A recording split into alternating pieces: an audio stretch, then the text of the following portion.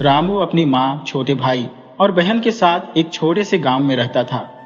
आज रामू को किसी काम से गांव से बाहर जाना था। जब उसने ये बात अपनी माँ को बताई तो उसकी माँ चिंतित होकर कहने लगी, बेटा, आज अमावस्या है और तुम अचानक कहाँ जा रहे हो? रामू ने उत्तर दिया, माँ, मुझे एक जरूरी काम है, इसलिए जाना पड़ रहा है। माँ ने फिर कहा, बेटा, अमावस्या की रात बहुत अंधेरी होती है, जा तो रहे हो पर जल्दी लौट आना। गांव के बाहर की अंधेरी और उबड़ खाबड़ रास्तों पर चलना मुश्किल हो जाता है। रामू ने माँ को आश्वस्त किया, माँ, मैं समझता हूँ, मैं अपना ध्यान रखूंगा और काम होते ही जल्दी लौट आऊंगा। माँ ने कहा, देखो बेटा, अगर अंधेरा होने लगे तो वहीं रुक जाना, पर अंधेरे में यात्रा करने से बचना। रामू ने हामी भरते हुए कहा, ठीक है माँ, और वह जल्दी से निकल पड़ा। गांव में पहुंचकर उसने अपना काम निपटाया, लेकिन लौटते वक्त शाम ढलने लगी और रास्ते में अंधेरा छा गया। अमावस्या की रात की याद आते ही रामू सोचने लगा, आज की रात वाकई बहुत अंधेरी है। उसे याद आया कि 2 साल पहले भी ऐसी ही एक अंधेरी रात थी, जब वह अचानक एक लड़की से टकरा गया था। वह लड़की बेहद खूबसूरत थी। उसकी गोरी चिट्टी त्वचा और नाजुक नैन नक्श उसे याद आ गए। उसने उस लड़की से पूछा था, तुम्हारा नाम क्या है? लड़की ने मुस्कुराते हुए कहा था, मेरा नाम अमावस्या है। रामू ने हैरान होकर कहा था, ये कैसा नाम है? लड़की ने हंसते हुए उत्तर दिया, क्यों, इसमें क्या बुराई है? जब किसी का नाम पूर्णिमा हो सकता है तो अमावस्या क्यों नहीं? रामू ने कहा था, अच्छा ठीक है, हो सकता है ऐसा नाम भी, लेकिन ऐसा नाम मैंने कभी सुना नहीं, इसलिए मुझे अजीब लग रहा है। लड़की ने हंसते हुए कहा था, अरे बाबूजी, नाम में क्या रखा है? मैं अमावस्या के दिन पैदा हुई थी, इसलिए मेरे बाबा ने मेरा नाम अमावस्या रख दिया। मेरी बहन एकादशी के दिन पैदा हुई थी, तो उसका नाम एकादशी रख दिया। रामू ने कहा था, अच्छा अच्छा, और वह लड़की मुस्कुराते हुए चली गई थी। आज अचानक माँ की अमावस्या का जिक्र करते ही रामू को उस लड़की की याद हो आई। उसकी प्यारी सूरत और उसका नाम, जो पूर्णिमा जैसा होना चाहिए था, अब उसे याद आ रहा था। तो खुद ही हंसने लगा, अरे, मैं भी क्या सोचने लगा। अंधेरा और गहरा होता जा रहा था और पैरों की छाया उसे किसी की उपस्थिति का एहसास करा रही थी। रामू को ऐसा लगने लगा जैसे वह अकेला नहीं है। पेड़ की शाखाएं हवा के साथ लहरा रही थी, मानो किसी अनदेखे दानव ने उसे घेर लिया हो। रामू ने डरते डरते सिर उठाया और देखा कि उसका गांव अभी 2 मील की दूरी पर था। सामने ही वह विशाल पीपल का वृक्ष था, जिसकी बड़ी बड़ी शाखाएं चारों ओर फैली हुई थी। हवा की सर्दी और चारों ओर फैले घने अंधकार ने उसके मन में भय उत्पन्न कर दिया। रामू ने अपने दोनों हाथों को छाती पर कसकर जकड़ लिया, ताकि ठंड से थोड़ी राहत मिल सके। रात के अंधेरे में वह अपने गांव की ओर बढ़ता चला गया, अपनी मां की बातों को याद करते हुए। उसने सोचा, इतनी रात में घर से दूर आने जाने की तो कभी जरूरत ही नहीं पड़ी थी। पिछले साल पिता के निधन के बाद घर की सारी जिम्मेदारी अब रामू के कंधों पर आ गई थी। उसके छोटे भाई बहन और मां की देखभाल का भार भी उसी पर था।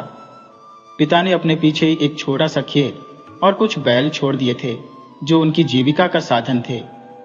गांव शहर से काफी दूर था और वहां अब तक नए उपकरणों की सुविधा भी नहीं पहुंची थी।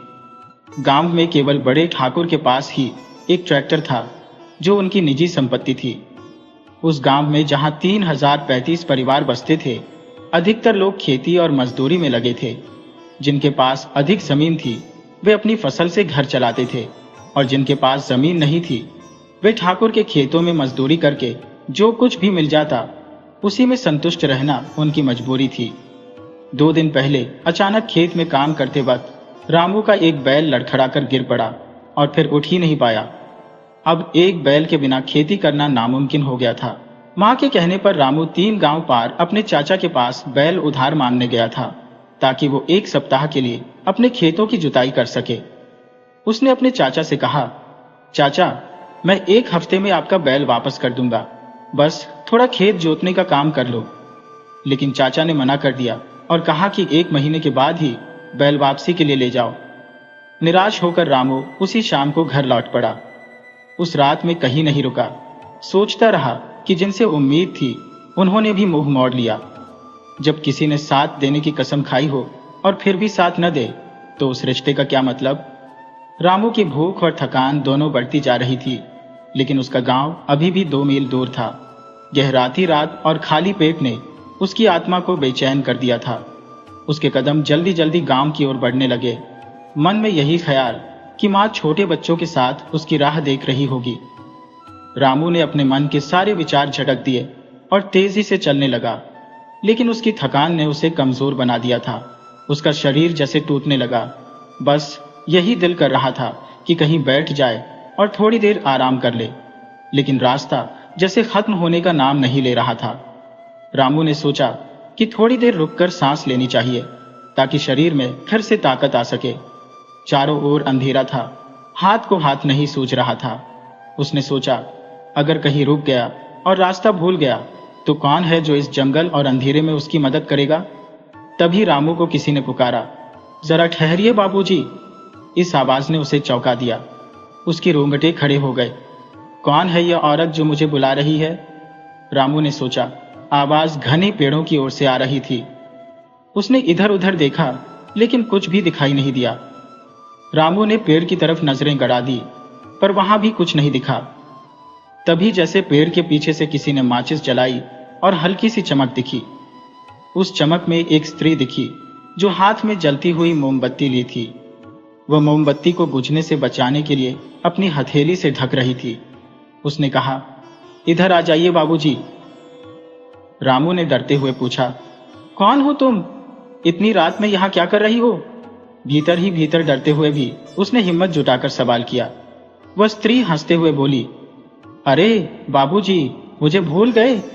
मैं अमावस्या हूं, उस दिन आपसे मिली थी। रामू को समझ में आया, लेकिन उसने पूछा, तुम यहां कैसे? अमावस्या हंसते हुए बोली, हाँ बाबूजी, उस दिन के बाद मैं ठाकरे वाली गाड़ी में काम करने चली गई थी।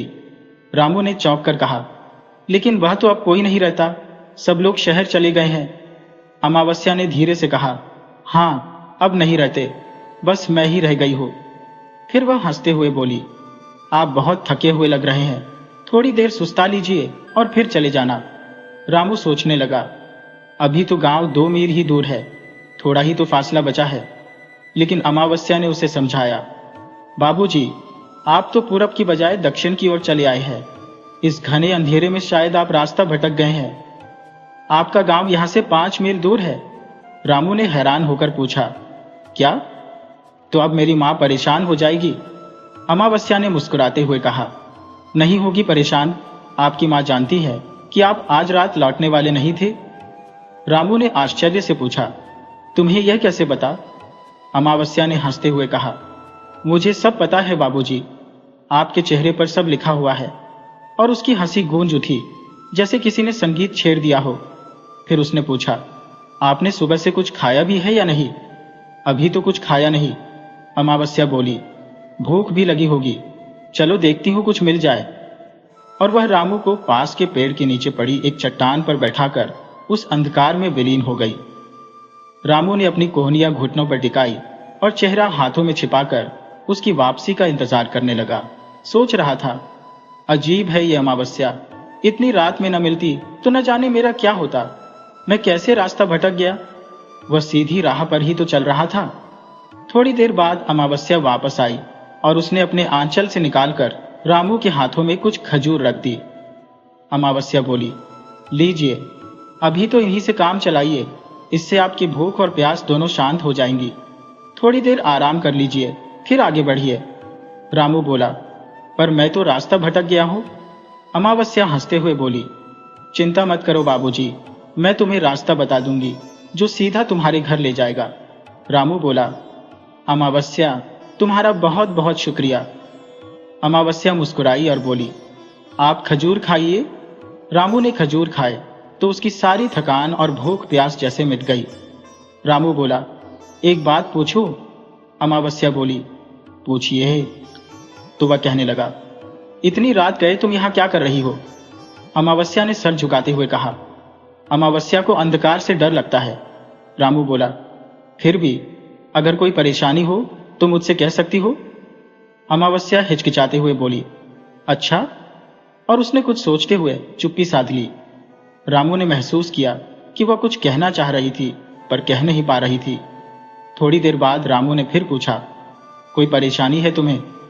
बताओ, मैं मदद करूंगा। अमावस्या ने धीरे से कहा, आप मेरी मदद करेंगे? और उसने रामू की आंखों में झांकते हुए कहा।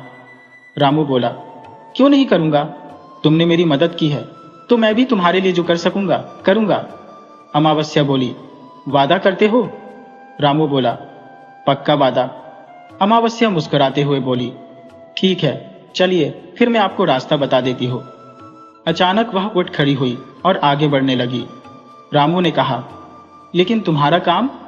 अमावस्या बोली, वो बाद में, जब आप मेरी मदद करने के लिए तैयार हो तो मुझसे मिल लीजिएगा, लेकिन अभी तुम्हारा घर पहुंचना जरूरी है।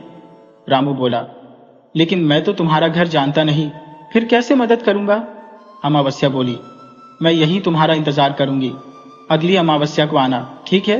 रामू बोला, हाँ जरूर आऊंगा, तुम्हारी मदद करके मुझे खुशी मिलेगी। अमावस्या बोली, अपना वादा याद रखना बाबूजी। रामू बोला, बिल्कुल, लेकिन मुझे अमावस्या नाम थोड़ा अटपटा लगता है, इसलिए मैं तुम्हें अम्मू कहूंगा। अमावस्या हंसते हुए बोली, ठीक है, जो कहो कह लो। अब उठो, चलो मैं तुम्हें रास्ता बता दूं, मुझे भी जाना है। रामू तुरंत उठ खड़ा हुआ और उसके पीछे चल पड़ा। कुछ दूर चलने के बाद एक मोड़ पर पहुंचकर अमावस्या ने एक रास्ते की ओर इशारा करके कहा, देखिए बाबूजी, ये सीधा रास्ता तुम्हें तुम्हारे घर तक ले जाएगा, जाओ और अपना वादा याद रखना। इतना कहकर उसने हाथ जोड़ लिए और रामू उसके बताए रास्ते पर बढ़ गया। कुछ ही देर में पूर्व दिशा में हल्की लालिमा दिखाई देने लगी। सूरज उगने वाला था। लगभग 1 घंटे में रामू अपने घर पहुंच गया। माँ ने रामू से पूछा, क्या हुआ बेटा, चाचा ने बैल देने से मना कर दिया? रामू बोला, हाँ माँ ने कहा, कोई बात नहीं बेटा, चिंता मत करो, हमारा बैल ठीक हो गया है। रामू ने हैरानी से पूछा, लेकिन कैसे? माँ ने कहा, बेटा, हम तो उसे मरणासन्न हालत में वहीं छोड़ आए थे। रात को अचानक मुझे लगा कि वह बेचारा भूखा प्यासा पड़ा होगा, तो मैंने सोचा कम से कम उसे पानी तो पिला दूं। जब मैं वहां पहुंची तो देखा कोई लड़की उसे अपने हाथों से कुछ खिला रही थी। मुझे देखकर वह लड़की दक्षिण दिशा की ओर चली गई। रामू ने पूछा, फिर क्या हुआ? माँ बोली, मैं उसके पास गई, तब वह कुछ खा रहा था। उसने मुझसे खींचकर पूरी बाल्टी का पानी पी लिया, फिर जोर से हिनहिनाया और खड़ा हो गया। रामू ने हैरान होकर पूछा, माँ ये क्या कह रही हो? रामू की माँ ने कहा, हाँ बेटा, ये सब राम जी की कृपा है। हमने तो सोचा था कि हमारा बैल गया, अब कोई उम्मीद नहीं बची, लेकिन किसी देवी की दया से हमारे बैल को जीवन दान मिल गया है। रामू अपनी माँ के साथ बैलों के छप्पर में गया और देखा कि दोनों बैल चारा खा रहे थे। उसकी खुशी का ठिकाना नहीं रहा। भगवान ने उसे ऐसे भयंकर संकट से बचा लिया था। अब वह समय पर अपनी खेती का काम पूरा कर सकेगा। 1 महीने का वक्त कैसे बीत गया, रामू को इसका पता ही नहीं चला। खेतों में फसलें लहराने लगी थी और धरती पर हरी चादर बिछ गई थी। चारों ओर जैसे खुशियां नाच रही थी। तभी रामू ने अपनी माँ से पूछा, माँ आज कौन सी तिथि है? उसकी माँ बोली, बेटा आज तेरस है, कल चतुर्दशी और परसों अमावस्या है। लेकिन तुम क्यों पूछ रहे हो? रामू ने कहा, कुछ नहीं माँ, बस ऐसे ही पूछ लिया। कहकर उसने बात टाल दी। लेकिन उसे परसों की अमावस्या याद आ गई, जब अमावस्या ने उसे बुलाया था। रामू ने सोचा, चलो आज ही उससे मिलने चलते हैं, और उसने अपनी साइकिल उठाई। उसे जाने के लिए तैयार देखकर उसकी माँ ने पूछा, अरे बेटा कहाँ जा रहे हो? रामू ने कहा, माँ एक दोस्त से मिलने जा रहा हूँ, वह तीसरे गांव में रहता है। अब निकलूंगा तो शाम तक लौट आऊंगा। उसकी माँ ने कहा, तो कम से कम खाना तो खा लो बेटा, सब्जी रोटी तैयार है, खाली पेट कहीं नहीं जाते। माँ की बात मानकर रामू रुक गया और खाना खा लिया। खाना खाकर जब वह घर से निकला तो दोपहर ढलने वाली थी। जल्दी जल्दी साइकिल चलाते हुए वह उसी ओर बढ़ चला जहां उसकी अमावस्या से मुलाकात हुई थी। उसे नहीं पता था कि वह उसे कहां ढूंढेगा, लेकिन उसने सोचा, उसने बताया था कि वह पुरानी घड़ी वाले घर में काम करती है। सारे लोग गांव छोड़कर चले गए हैं, लेकिन वह वहीं रह रही है, वहीं मिलेगी। डेढ़ घंटे बाद उसे वह पुरानी इमारत दिखाई दी। वह इमारत अब बस नाम की घड़ी थी। यह एक बड़ा और पुराने जमाने का मकान था, जिसमें कई कमरे थे। चारों ओर सहन बना था और सामने बड़ा सा लकड़ी का दरवाजा था। कमरों के दरवाजे और खिड़कियां सही सलामत थे, लेकिन चारों ओर झाड़ झंखाड़ उग आए थे, जिससे वह जगह भूतिया लग रही थी। दीवारों का रंग उड़ चुका था, खिड़कियों के कुछ कांच टूट चुके थे और ऐसा लग रहा था जैसे यहां कोई भयंकर तूफान गुजरा हो। पिछले 5-7 वर्षों से यह इमारत वीरान पड़ी थी। रामू सोचने लगा, इस वीरान इमारत में अमावस्या अकेली कैसे रहती होगी। उसने चारों ओर घूमकर इमारत का मुआयना किया, लेकिन कुछ समझ नहीं आया तो लौटने की सोचने लगा। तभी उसकी नजर इमारत के बाहर एक घने पेड़ पर पड़ी, जिसके तने के पास एक पत्थर रखा हुआ था। यही वह जगह है जहां उस रात मैं अमावस्या से मिला था, उसने सोचा। उसने पत्थर के पास जाकर ध्यान से देखा तो उसे वहां कुछ खजूर के बीज भी दिखाई दिए। उसने खुद से कहा, हाँ, यही वह जगह है, यही बैठकर मैंने खजूर खाए थे। ये सोचते ही उसका डर जाता रहा और वह निश्चित हो गया। अब उसे वह वातावरण सामान्य लगने लगा जो पहले उसे डरा रहा था। उसने सोचा, 5-6 साल से जिस घर की देखभाल न हुई हो, उसका ऐसा ही हाल होता है। बेचारी अमावस्या अकेली क्या क्या करे। इतनी बड़ी इमारत की देखभाल उसके बस की बात नहीं है। इसके लिए तो कम से कम 4-5 नौकर होने चाहिए। अब उसने अंदर जाने का फैसला किया। इमारत का दरवाजा मजबूती से बंद था। बहुत कोशिश करने पर भी जब दरवाजा नहीं खुला तो रामू ने अपनी साइकिल पेड़ के तने से टिका दी और उसी पेड़ पर चढ़ गया। पेड़ की मोटी डाल के सहारे वह इमारत की चारदीवारी पार करके अंदर आ गया। अंदर आकर उसने चारों ओर देखा और आवाज लगाई, अमावस्या, अमावस्या, कहाँ हो? लेकिन कोई उत्तर नहीं मिला। उसकी अपनी आवाजें गूंजकर उसके कानों में टकराने लगी। कई बार आवाज देने पर भी जब कोई उत्तर नहीं मिला और अमावस्या कहीं नजर नहीं आई तो उसने इमारत के आसपास बने कमरों में जाकर देखना शुरू किया। उसे यह देखकर बहुत आश्चर्य हुआ कि कमरों के दरवाजे कुंडी लगाकर बंद किए गए थे। कई कमरों में देखने के बाद भी उसे कहीं किसी के रहने का कोई संकेत नहीं मिला। रामू को अचानक याद आया कि उसने गाड़ी के पीछे कुछ छोटे छोटे कमरे देखे थे। शायद यही वे कमरे हैं जो नौकरों के लिए बने थे। अगर अमावस्या यहाँ रहती तो यही कहीं मिल सकती है। वह अभी शायद बाहर गई होगी। चलो चलकर देखना चाहिए। रामू गाड़ी के पीछे बने कमरों तक पहुंच गया। वे कुल 3 कमरे थे। हर कमरे में एक खिड़की और एक दरवाजा था। सभी दरवाजे बाहर से बंद थे। थोड़ा तलाशने पर उसे एक कमरे में जनाना कपड़े और लगभग 178 साल की बच्ची के वस्त्र मिले। कमरा बहुत गंदा था, जैसे बरसों से उसकी सफाई न की गई हो। ये कपड़े शायद अमावस्या और उसकी छोटी बहन एकादशी के होंगे, उसने सोचा। लेकिन कमरे की हालत देखकर उसका मन उलझ गया। क्या वे यहाँ नहीं रहती? और अगर नहीं रहती तो ये कमरा इतना गंदा क्यों है? रामू का दिमाग पूरी तरह चकरा गया। जब उसे कुछ समझ नहीं आया तो उसने घर वापस लौटने का फैसला किया। अब तो अंधेरा भी होने को था और ऐसे में यहाँ और रुकने का कोई मतलब नहीं था। जिस तरह वह गाड़ी के अंदर आया था उसी तरह बाहर की दीवार पार कर पेड़ से उतरकर उसने अपनी साइकिल उठा ली और अपने घर की ओर चल पड़ा। उसने तय किया कि वह अगले दिन फिर यहाँ आएगा। आखिर अमावस्या ने उसे बुलाया था तो उसी दिन उसकी प्रतीक्षा करेगी। शायद इस वीराने से डरकर अमावस्या अपनी बहन के साथ कहीं और चली गई हो। उसके दिमाग में यही विचार चल रहे थे। ऐसे भूतिया माहौल में कोई अकेली औरत, और वह भी एक छोटी बच्ची के साथ, कैसे रह सकती है? ये सवाल उसके मन में उमड़ रहे थे। अपने विचारों में डूबा हुआ रामू घर लौट आया। उसे गंभीर और गुमसुम देखकर उसकी मां ने पूछा, मिल गया बेटा दोस्त? रामू ने जवाब दिया, नहीं मां, आज तो वैसे ही रह गया। कल घर में ही रहूंगा और फिर देखूंगा। इतना कहकर वह अपने कमरे में चला गया। अमावस्या के दिन शाम होने से पहले ही रामू साइकिल लेकर फिर से चल दिया, उसी जगह की ओर जहां वह पिछली बार गया था। अंधेरा होते होते वह निर्धारित स्थान पर पहुंच गया और वहीं पत्थर पर बैठकर इंतजार करने लगा। पता नहीं अमावस्या आएगी या नहीं और कब तक आएगी, लेकिन वादा तो पूरा करना ही होगा, उसने सोचा। इंतजार के अलावा उसके पास और कोई चारा भी नहीं था। दुनिया में शायद सबसे उबाऊ काम किसी का इंतजार करना ही होता है। बैठे बैठे वह ऊबने लगा और उसके विचार भी बेकाबू होकर इधर उधर भटकने लगे।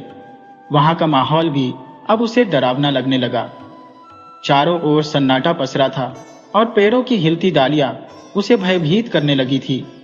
अगर कहीं कोई पत्ता भी खड़खड़ाता या कोई पक्षी भी उड़ता तो उसका दिल तेजी से धड़क उठता।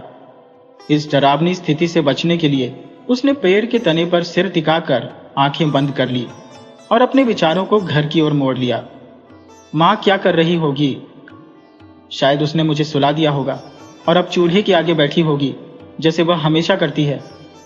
अपने विचारों में खोया हुआ रामू कब सो गया उसे पता ही नहीं चला। तभी एक मीठी सी आवाज ने उसे जगाया। बाबूजी, सो गए क्या? रामू ने चौंक कर कहा। अरे, आ गई तुम अमावस्या? वह बोली। हाँ बाबूजी, मैं बहुत देर से इंतजार कर रही थी। शायद रास्ता भटक गए होंगे इसलिए जल्दी आ गए थे, रामू ने कहा। हाँ, अंधेरा होने पर डर लग रहा था इसलिए जल्दी आ गया। लेकिन तुम परसों भी आई थी ना? अमावस्या ने मुस्कुराते हुए कहा। हाँ बाबूजी, तुम जानती हो कहाँ आती हो। मैंने तुम्हें बहुत ढूंढा लेकिन तुम नहीं मिले तो मैं लौट गई, रामू ने कहा। अच्छा, और बताओ तुम यहाँ अकेली क्यों रहती हो? अमावस्या, जब यहाँ कोई नहीं रहता तो तुम्हें भी यहाँ नहीं रहना चाहिए। रामू ने जब अमावस्या से पूछा कि वह कहाँ जाएगी तो अमावस्या ने धीरे से कहा, मैं कहाँ जाऊं? इस पर रामू ने उसे सुझाव दिया, कहीं भी जाओ पर मेरे साथ चलो। मेरे घर में माँ है, भाई बहन है, तुम्हें भी रहने का ठिकाना मिल जाएगा। जो भी रूखा सूखा मिलेगा हम मिल बांट कर खा लेंगे। मैं कोई अमीर तो नहीं हूं? अमावस्या ने हौले से मुस्कुराते हुए कहा। जानती हूं बाबूजी, पर तुम्हारा दिल बहुत बड़ा है, इसी वजह से तो मैं तुम्हारी मदद चाहती हूँ। रामू ने उत्सुकता से पूछा। हाँ बताओ, क्या मदद चाहिए तुम्हें? मुझसे क्या चाहती हो? अमावस्या ने धीमे स्वर में कहा। धैर्य रखो बाबूजी, और ध्यान रहे कोई सवाल मत करना। जो मैं कहूंगी उसे बिना सवाल किए मानते जाओ। रामू ने सहमति में सिर हिलाया। ठीक है, तुम्हारे सारे सवालों के जवाब मिल जाएंगे। मुझ पर विश्वास है ना? अमावस्या ने कहा। हाँ बाबूजी, विश्वास है, तभी तो यहाँ आई हो। बताओ मुझे क्या करना होगा? अमावस्या ने गंभीरता से पूछा।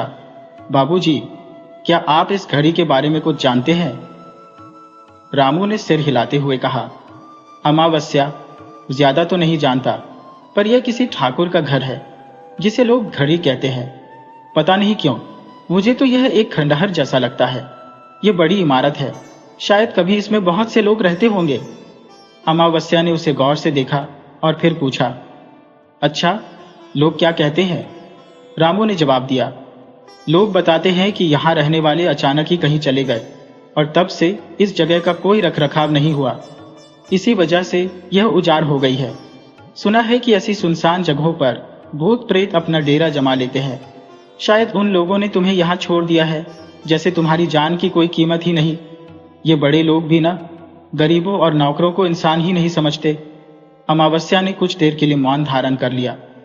रामू ने फिर पूछा। तुम तो जानती हो ना अमावस्या, इस घर के मालिक कहाँ हैं और क्यों चले गए? उनसे कहो कि इस घर को यूं लावारिस छोड़ना ठीक नहीं है। अमावस्या ने गंभीर स्वर में कहा। बाबूजी, तुम भूत प्रेत पर विश्वास करते हो? रामू ने सोचते हुए कहा। अमावस्या, विश्वास करने या न करने से क्या फर्क पड़ता है? अगर ऐसे ही रहा तो यह घड़ी खंडहर बन जाएगी। वैसे भी लोग कहते हैं कि यह जगह अब भूतों का अड्डा बन चुकी है। अमावस्या ने धीरे से कहा। मैं बताती हूँ बाबूजी, लगभग 6 साल पहले इस घड़ी के मालिक ठाकुर सुरेंद्र सिंह अपनी पत्नी रेखा और बेटे अमरदीप के साथ यहाँ से चले गए। वे सभी अब लंदन में रहते हैं। रामू ने आश्चर्य से पूछा। और तुम अकेले इस खंडहर की हिफाजत कर रही हो? अमावस्या ने धीरे से कहा। ऐसा ही समझ लो बाबूजी, पर मेरी कुछ मजबूरियां हैं जिनके चलते मैं यहाँ से कहीं और नहीं जा सकती। लेकिन ठाकुर का यहाँ आना बहुत जरूरी है। मैं चाहती हूँ कि तुम किसी भी तरह ठाकुर को इस घड़ी में वापस बुला लाओ। रामू ने चिंतित स्वर में कहा। लेकिन कैसे करूंगा मैं ये? वह मुझे नहीं जानते, मैं उन्हें नहीं जानता। मेरे कहने से वे इस घर में क्यों आएंगे जिसे वे खुद ही छोड़कर गए हैं? अमावस्या ने सोचा और कहा। बाबूजी, इस समय वे दिल्ली गए हैं। वहां उनका मित्र महिपाल रहता है। चांदनी चौक में उसका रियल एस्टेट का ऑफिस है। तुम उससे मिलो और उसे समझाओ कि इस घड़ी को अच्छे दामों पर बेचा जा सकता है। ठाकुर बहुत स्वार्थी और लालची है। बेचने की बात सुनकर वे जरूर आएंगे। अगर महिपाल उन्हें बुला न सके तो तुम खुद उनसे बात करना और कहना कि इस घड़ी में तुम्हें सोने से भरी हुई तिजोरी मिली है जिसे तुम उन्हें सौंपना चाहते हो। अगर वे नहीं आए तो तुम इसे सरकार को सौंप दोगे। ये सुनकर वे जरूर आएंगे, रामू ने संकोच से कहा। और अगर, अमावस्या ने बीच में ही टोकते हुए कहा, बाबूजी, अगर मगर छोड़ो, तुम इतने पढ़े लिखे हो, इतना तो कर ही सकते हो। थोड़ा अपनी बुद्धि भी लगाओ और कोई और बहाना सोचो। लेकिन यह काम कर दो बाबूजी। उनका यहां आना बहुत जरूरी है, तभी तो मैं तुमसे कह रही हूं। और सुनो बाबूजी, मैं तुम्हें यह सब मुफ्त में करने को नहीं कह रही हूं। इसके बदले में तुम्हें कुछ दूंगी भी। बस तुम मेरी सहायता कर दो। रामू ने हल्के स्वर में कहा, ठीक है, मैं तुम्हारी सहायता करना चाहता हूं, पर मेरी समझ में नहीं आ रहा कि तुम क्यों उन्हें यहां बुलाना चाहती हो। लेकिन फिर भी मैं कोशिश करूंगा कि तुम्हारा यह काम हो जाए। रामू को कुछ सोचने का मौका नहीं मिला जब अमावस्या ने कहा, कोशिश नहीं करनी बाबूजी, ये काम करना ही होगा, याद रखना। उसकी आवाज में ऐसा गुस्सा था जैसे कोई घायल शेरनी दहाड़ रही हो। उसका चेहरा अचानक से खौफनाक हो गया, जिससे रामू थोड़ा डर गया। फिर अगले ही पल जैसे अमावस्या को होश आया, उसने 2-3 गहरी सांसें ली और आंचल से अपने चेहरे को ढक लिया। उसने कहा, माफ करना बाबूजी, मैं अपने आपे में नहीं थी। मेरी तुमसे विनती है, ये काम कर दो। रामू ने थोड़ा संकोच से कहा, लेकिन, अमावस्या ने तुरंत कहा, देखो, अगर तुम महिपाल को उस घड़ी को बेचने के लिए तैयार कर लेते हो तो उसे यहां आना ही होगा, है ना? तुम बस इतना कह देना कि गाड़ी को देखने के लिए मालिक का आना जरूरी है। रामू ने फिर कहा, लेकिन मेरे पास इतने पैसे नहीं है कि मैं घड़ी खरीदने की बात कर सकूं। अमावस्या ने शांत स्वर में कहा, तुम्हें घड़ी खरीदनी नहीं है बाबूजी, बस बात करनी है। खरीदने की चिंता मत करो, वो मैं देख लूंगी। और फिर वह खड़ी हो गई। रामू ने पूछा, तुम जा रही हो? अमावस्या ने कहा, हाँ बाबूजी, अब जाना ही होगा। तुम अच्छे से सोच समझकर योजना बनाना और जितनी जल्दी हो सके मेरा काम कर देना। जितनी जल्दी तुम ये काम कर दोगे उतनी ही जल्दी मैं इस जिम्मेदारी से मुक्त हो जाऊंगी। रामू ने पूछा, कैसी जिम्मेदारी? अमावस्या ने कहा, तुम्हें समझने की जरूरत नहीं है बाबूजी, अभी मैं चलती हूं। इतना कहकर अमावस्या उठ खड़ी हुई और कुछ दूर जाकर अंधेरे में विलीन हो गई। रामू सोच में डूब गया। ये अंधेरा भी क्या चीज है? बड़बड़ाते हुए उसने पेड़ के तने से सिर टिकाया और कुछ ही पलों में नींद के आगोश में चला गया। उसे पता भी नहीं चला कि कब वह गहरी नींद में डूब गया। सुबह जब रामू की नींद खुली तो सूरज की किरणें पेड़ों पर चमक रही थी और चिड़ियों का कलरव चारों ओर गूंज रहा था। सूरज की उस सुनहरी रोशनी में गाड़ी एक अजीब और रहस्यमयी सी दिख रही थी। रामू ने सिर झटककर सारे विचारों को परे धकेला, अंगड़ाई ली और उठ खड़ा हुआ। साइकिल पर सवार होकर वह घर की ओर चल पड़ा। रास्ते भर अमावस्या की बातें उसके मन में गूंजती रही। एक ऐसे व्यक्ति के लिए जो कभी पास के छोटे शहर से आगे नहीं गया हो, दिल्ली जाकर महिपाल नाम के व्यक्ति को ढूंढना और फिर लंदन में रहने वाले ठाकुर को वापस उस गांव में बुलाना जिसे वे बरसों पहले किसी अज्ञात कारण से छोड़ चुके हैं, आसान काम नहीं था। फिर भी रामू ने 1 हफ्ते में घर की सारी व्यवस्था कर दी। 1 महीने के लिए पर्याप्त सामग्री की व्यवस्था करने के बाद उसने अपनी मां से दिल्ली जाने की बात बताई। उसकी मां ने पूछा, दिल्ली क्यों जा रहे हो बेटा? वहां तुम्हारा क्या काम है? रामू ने जवाब दिया, मां, अगर बहुत जरूरी ना होता तो क्यों जाता? तुम चिंता मत करो, मैंने घर में महीने भर का सारा सामान रख दिया है। तुम्हें और बच्चों को कोई परेशानी नहीं होगी। मैं जल्दी लौटूंगा। मां ने पूछा, कब तक लौटोगे बेटा? रामू ने कहा, यह तो नहीं बता सकता मां, लेकिन कोशिश करूंगा कि जल्दी से जल्दी काम निपटा कर आ जाऊं। मां ने कहा, वहां तुम्हारा कौन दोस्त है बेटा? रामू ने थोड़ी हिचकिचाहट के साथ कहा, महिपाल। उसका नाम महिपाल है। वह चांदनी चौक में रहता है। मैं उसी के पास जा रहा हूँ। माँ ने पूछा, अच्छा बेटा, जल्दी लौटना, तुम्हारा इंतजार करूंगी। रामू ने कहा, ठीक है माँ। उसने अपनी माँ के चरण छुए, गणपति जी को प्रणाम किया और घर से निकल पड़ा। दिल्ली जाने में उसे कोई खास परेशानी नहीं हुई। गांव से स्टेशन तक साइकिल से गया, फिर साइकिल स्टेशन मास्टर के पास रखकर दिल्ली का टिकट ले लिया। पहली बार रेल में सफर कर रहा था तो थोड़ा नर्वस था, लेकिन सोचा यह भी जीवन का एक अनुभव रहेगा। रास्ता खुशी खुशी कट गया। रामू का यह पहला ट्रेन का सफर था और वह इसके हर पल का पूरा आनंद लेना चाहता था। स्टेशन पर चढ़ते उतरते लोग, सहयात्रियों का हड़बड़ाया हुआ हुजूम, कुछ खुशमिजाज तो कुछ चुपचाप, यह सब देखकर रामू को बड़ा अचरज हुआ। स्त्री, पुरुष और बच्चों की बेकाबू भीड़। दिल्ली स्टेशन पर उतरने के बाद समय न गंवाते हुए उसने सीधा चांदनी चौक जाने के लिए रिक्शा लिया।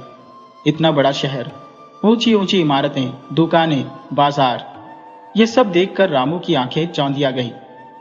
उसे ऐसा लगा जैसे वह किसी बड़े मेले में आ गया हो, लेकिन उसने अपने मन को साध लिया और खुद से कहा, मुझे सिर्फ अपने मकसद पर ध्यान देना है। भगवान चाहेंगे तो इस शहर को फिर कभी देख लूंगा, पर अभी तो वह काम पूरा करना जरूरी है जिसके लिए मैं यहाँ आया हूँ। चांदनी चौक पहुंचने तक कुछ दुकानें खुलने लगी थी। रामू ने एक छोटी सी चाय की दुकान पर रुककर चाय और नाश्ता किया और फिर महिपाल का रियल एस्टेट ऑफिस ढूंढने लगा। काफी देर तक इधर उधर भटकने और कुछ लोगों से पूछने के बाद भी उसे कुछ खास पता नहीं चला। तब उसने वहां के दुकानदारों से पूछताछ करनी शुरू की। उसे लगा कि दिल्ली जैसे बड़े शहर में भले ही लोग एक दूसरे को न जानते हो, लेकिन आसपास के दुकानदार महिपाल के ऑफिस के बारे में जरूर जानते होंगे। आखिरकार थोड़ी पूछताछ और मशक्कत के बाद रामू को महिपाल का रियल एस्टेट ऑफिस मिल गया। ऑफिस बहुत छोटा था, लेकिन सुंदर और व्यवस्थित था। रामू ने पास खड़े एक दुकानदार से पूछा, भाई साहब, ये महिपाल का ऑफिस है ना? दुकानदार ने उत्तर दिया, हाँ भाई, यही है, लेकिन महिपाल जी हमारे जैसे नहीं है जो सुबह से शाम तक दुकान में बैठे रहे। उनका तो लाखों का कारोबार चलता है। रामू ने थोड़ी हिचकिचाहट के साथ कहा, क्या आप बता सकते हैं कि वह कब तक आएंगे? दुकानदार ने कहा, थोड़ी देर इंतजार कर लो भाई, बस आते ही होंगे महिपाल जी। अरे लो, वह आ भी गए। रामू ने दुकानदार की दृष्टि के साथ देखा। एक रिक्शा आकर रुका और उसमें से एक सुदर्शन व्यक्ति उतरा। वह भले ही सभ्य और सुसंस्कृत दिख रहा था, लेकिन उसकी आंखों में कठोरता और चेहरे पर एक अजीब सी क्रूरता थी जो उसके स्वभाव का परिचय दे रही थी। रामू के मन में विचार आया, क्या यही है महिपाल? तो फिर उसका मित्र ठाकुर सुरेंद्र सिंह भी ऐसा ही होगा, क्रूर और कठोर स्वभाव वाला। कुछ देर इधर उधर टहलने के बाद रामू महिपाल से मिलने उसके ऑफिस में पहुंच गया। रामू बोला, नमस्कार जी, क्या आप ही महिपाल जी हैं? महिपाल ने उत्तर दिया, हाँ मैं ही हूँ। कहिए, आप किस लिए आए हैं? रामू ने कहा, जी मेरे पास एक मकान है मिसालगढ़ के पास, लोग उसे गाड़ी कहते हैं, उसी के सौदे की बात करनी है। क्या आप मेरी मदद कर सकते हैं? किसी ने आपका नाम सुझाया था। महिपाल ने पूछा, किसने? रामू बोला, यह तो मुझे याद नहीं, लेकिन कोई शुभचिंतक ही था। उसी ने कहा कि शायद आप मेरा काम कर सकते हैं। महिपाल ने कुछ देर सोचते हुए रामू के चेहरे पर नजरें टिकाईं, फिर बोले, जिसने भी आपको यहां भेजा है उसने सही किया है, आप सही जगह पर आए हैं। बताइए आगे क्या करना है? रामू ने महिपाल से कहा, क्या आप उस गाड़ी के सौदे में मेरी मदद कर सकते हैं जो किसी ठाकुर साहब की है? उसकी बातों में एक आंतरिक घबराहट छुपी हुई थी, लेकिन वह पूरी आत्मविश्वास के साथ बातचीत कर रहा था। महिपाल ने उसे ध्यानपूर्वक देखा और सोचा कि क्या इस साधारण पजामा कमीज वाले युवक से वह गाड़ी का दाम मिल सकेगा। रामू ने बताया कि गाड़ी के मालिक यहां नहीं रहते, शायद वे विदेश में है। महिपाल ने पूछा, मालिक कौन है? रामू ने उत्तर दिया, सुरेंद्र सिंह। क्या आप उनसे संपर्क कर सकते हैं? यदि वे गाड़ी बेचना चाहते हैं तो कृपया मुझे उनकी कीमत बताएं। महिपाल ने कहा, मुझे एक दिन का समय दीजिए, मैं उनसे बात करके आपको कल जानकारी दूंगा। रामू ने स्वीकार किया, ठीक है, मैं कल मिलता हूं। इसके बाद उसने दिन दिल्ली की सड़कों पर घूमते हुए बिताया और रात को एक धर्मशाला में रुक गया। अगले दिन महिपाल ने रामू को सूचित किया कि ठाकुर सुरेंद्र सिंह गाड़ी बेचने के लिए तैयार है। हालांकि कीमत पर थोड़ी बहुत बहस हुई, लेकिन अंततः 10 लाख रुपए पर दोनों पक्षों ने सहमति जताई। महिपाल ने विश्वास दिलाया कि वह तय कीमत पर गाड़ी बेचने के लिए तैयार है, लेकिन रामू ने एक शर्त रखी। उसने कहा, ठाकुर साहब को बुला दीजिए, आप दोनों लोग गांव आकर मुझे गाड़ी दिखा दीजिए। बाहर से मैंने देखी है, लेकिन अंदर से देखने के बाद ही सौदा पक्का होगा। महिपाल ने जवाब दिया, गाड़ी को मैं ही दिखा दूंगा, मेरे पास चाबियां है, आप चाहे तो चाबियां ले जाइए और गाड़ी देख लीजिए। रामू ने उत्तर दिया, नहीं, ऐसा नहीं होगा, दोनों को आना होगा। यदि सौदा पक्का है तो आप मुझे गाड़ी का भीतर का हिस्सा दिखा दीजिए, अन्यथा गाड़ी के मालिक को आना पड़ेगा। महिपाल ने थोड़ी असहमति जताई। क्या दोनों को बुलाना आवश्यक है? मैं ही चलकर गाड़ी दिखा दूंगा। रामू ने जवाब दिया, नहीं, दोनों को आना चाहिए। अगर कोई विशेष कारण नहीं है तो दूसरे दिन ही लेन देन की प्रक्रिया पूरी हो जाएगी।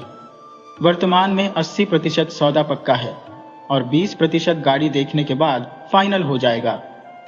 सप्ताह भर की मेहनत और मुलाकातों के बाद रामू की योजना सफल रही। महिपाल ने ठाकुर सुरेंद्र सिंह को साथ लाने पर सहमति जताई। जब रामू को काम की सफलता पर पूरा विश्वास हो गया तो उसने एक और दिन दिल्ली में बिताया और फिर अपने गांव लौट आया। गांव पहुंचने पर उसकी मां ने बताया, कल प्रधान जी और रघुनाथ चाचा यहां आए थे। रामू ने पूछा, क्यों मां, वे हमसे क्या चाहते थे? उसकी मां ने कहा, रघुनाथ जी की बेटा शहर में नौकरी करता है और वह वहीं बस गया है। अब रघुनाथ जी अपनी 4 एकड़ जमीन और घर बेचकर शहर में अपने बेटे के पास जाना चाहते हैं। रामू ने पूछा, बिंदु बुआ का इसमें क्या संबंध है? मां ने उत्तर दिया, बिंदु बुआ ने सुना कि रघुनाथ जी अपनी संपत्ति बेच रहे हैं तो वह उनसे मिलकर सब कुछ तुम्हारे नाम करवा आई है और बदले में पूरे पैसे भी दे दिए हैं। रामू ने आश्चर्यचकित होकर कहा, क्या कह रही हो मां? बिंदु बुआ आई थी, लेकिन उन्हें हमें घर पर भी आना चाहिए था। मां ने जवाब दिया, वह बहुत साल पहले अपने माता पिता की इच्छा को न मानते हुए अपनी पसंद के लड़के से विवाह कर चुकी थी। वह तुम्हारे दादाजी की पहली पत्नी की बेटी है। फिर किसी विवाद के चलते घर से ससुराल चली गई और जाते जाते उसने कसम खा ली थी कि लौटकर इस डेली पर कभी भी नहीं आएगी। जब रामू की मां ने यह बात बताई तो रामू ने पूछा, मां, फिर यह एहसान किसने किया है? मां ने कहा, बेटा, बुआ ने अपने दिल से तुम्हारे पिता और अपने छोटे भाई को बहुत प्यार किया था। सातेली सही, लेकिन कभी ऐसा महसूस नहीं होने दिया कि वह सगी बहन नहीं है। कुछ वजह से उन्होंने घर छोड़कर चली गई और तब से अब तक वही कसम निभा रही है। तुम्हारे पिता अब नहीं रहे, फिर भी उनकी याद में सब कुछ बना हुआ है। इसी वजह से उन्होंने तुम्हारे लिए इतना सोचा। रामू ने उत्तर दिया, मां, तो क्या बुआ यहां रहना चाहेंगी? मां ने कहा, नहीं, बुआ ने तुम्हारे लिए सब कुछ किया है। रामू की मां ने फिर कहा, रघुनाथ चाचा से मिलाने का आदर करना चाहिए। रामू ने बड़ों के आशीर्वाद का सम्मान करते हुए रघुनाथ चाचा के घर जाने का निर्णय लिया। रघुनाथ उस गांव के प्रतिष्ठित और संपन्न किसान थे। उनके एकमात्र पुत्र ने नौकरी के सिलसिले में मुंबई जाकर वहीं बसने का निर्णय लिया। वहां उसने घर ले लिया और दूध के व्यवसाय में भी उतर गया। परिवार को भी वहीं ले आया। रघुनाथ जी और उनकी पत्नी गांव छोड़ने के लिए तैयार नहीं थे, लेकिन बुढ़ापे के कारण खेती बाड़ी अब संभव नहीं रही। सब कुछ बेचकर रघुनाथ और उनकी पत्नी शहर जाने का इरादा बना चुके थे।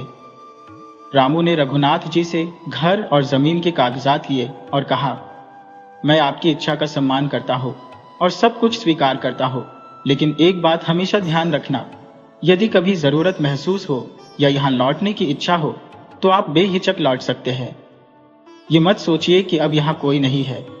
रघुनाथ जी की आंखें भर आई और उन्होंने रामू को गले से लगाकर कहा, तुम्हारे ये शब्द सुनकर मेरा मन प्रसन्न हो गया है। जब मैं शहर जाऊंगा तो अपने बेटे के पास जाऊंगा, लेकिन अगर कभी जरूरत पड़ी तो तुमसे मिलूंगा। रामू ने आश्वासन दिया कि जब तक वे जीवित रहेंगे उसकी सेवा की जाएगी। रघुनाथ जी और चाची को आश्वस्त करके रामू घर लौट आया। उसने ठान लिया कि अमावस्या के कागजी काम निपट जाने के बाद वह बिंदु बुआ को धन्यवाद देने के लिए उनके घर अवश्य जाएगा और प्रयास करेगा कि टूटते रिश्ते की डोर फिर से मजबूती से जुड़ जाए। कुछ दिनों बाद सुरेंद्र ठाकुर सिंह और महिपाल के आगमन की सूचना मिली। सूचना देने वाले ने कहा कि वे परसों शाम की ट्रेन से आ रही है। रामू ने अगले दिन ही स्टेशन की ओर रवाना हो गया। अमावस्या पर सूचना देने के बावजूद वह पहले की तरह बिंदु बुआ को नहीं मिला। 1 घंटे के इंतजार के बाद जब वह लौटने लगा तो अचानक एक अज्ञात भावना के वशीभूत होकर उसने गाड़ी की ओर मुंह करके चिल्ला दिया, मेरे शब्द सुन रहे हो? कहाँ हो तुम? सुनो, मैंने काम कर दिया है। कल आ रही है दोनों, सुन रहे हो?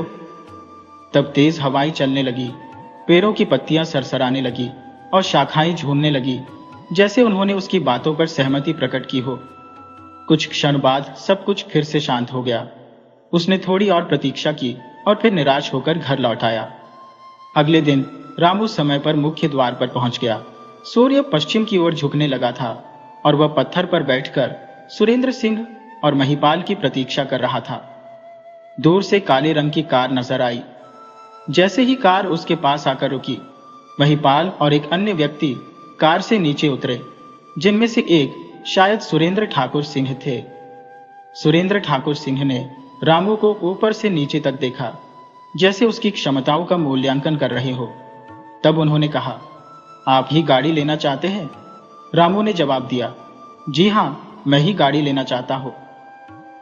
रामू ने हाथ जोड़कर नमस्ते की और महिपाल ने परिचय देते हुए कहा, ये गाड़ी के मालिक ठाकुर सुरेंद्र सिंह जी है। महिपाल ने रामू का परिचय कराते हुए दोनों के बीच नमस्ते करवाई। महिपाल ने अपनी जेब से एक भारी चाबियों का गुच्छा निकालकर एक चाबी छांटी और मुख्य द्वार का ताला खोला। ताले की चरमराहट के साथ दरवाजा खुला, जो लंबे समय से बंद था और इसलिए इतनी आवाज कर रहा था। महिपाल ने कहा, आप इसे देख लें, कल मैं 800 लोग लगवाकर गाड़ी की सफाई करवा दूंगा। महिपाल ने हल्की मुस्कान के साथ कहा और फिर आगे बढ़ते हुए कहा, आइए। सबसे पहले महिपाल, उसके पीछे ठाकुर सुरेंद्र सिंह और सबसे पीछे रामू। रामू ने गाड़ी में प्रवेश किया और उसे ऐसा लगा जैसे हवा अचानक थम गई हो। वातावरण में एक भारीपन छा गया था। महिपाल ने कहा, ठाकुर साहब, मैं अपनी बड़ी टॉर्च लाता हूं। शाम हो रही है, शायद इसकी जरूरत पड़े। महिपाल टॉर्च लेने के लिए कार की ओर गया और ठाकुर साहब ने एक गर्वीले अंदाज में गाड़ी के कमरे दिखाने शुरू किए। कुछ समय बाद महिपाल टॉर्च लेकर लौटा और कहा, शाम हो गई है, हमें रोशनी की भी जरूरत पड़ सकती है।